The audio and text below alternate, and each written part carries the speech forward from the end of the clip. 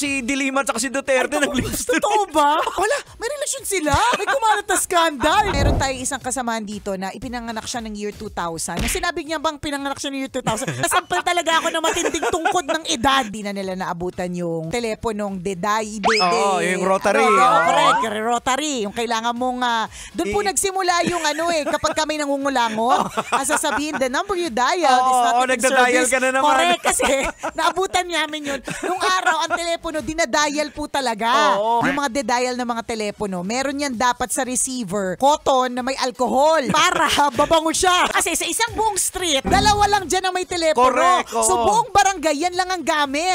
Sari-saring laway, sari-saring amoy. Hindi mo malalaman kung isang tao ay nakapag-Hong Kong na hanggat hindi ka nakakarating sa bahay nila. Correct. Meron yung center table. Sa ilalim ng center table, nandun yung mga album. Kasi piniprint ang mga picture. Yung ngayon na nangyayari na everything is so instant, hindi po namin na-experience noon yan. Nakita ko si Dilima at si Duterte nag-lips. Totoo ba? Sabi ko, sino gumawa nito? Na mukhang totoo. Parang totoo talaga. So, kung ikaw ay hindi kayo ma-research na tao, maniniwala ka eh. Oo, tama. Sasabihin mo, hala, may relasyon sila. May kumalat na skandal, di ba? So, kailangan na talagang maging pagmatsyag, matanglawi, Correct. kadasalin, lahat na. O, basta gawin sa tama. Correct. Hindi yung mag-AI ka tapos paghahalikan mo yung mga politika.